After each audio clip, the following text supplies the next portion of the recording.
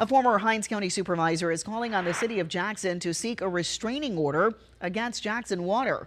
David Archie spoke out against JXN Water for ignoring some of your water billing issues.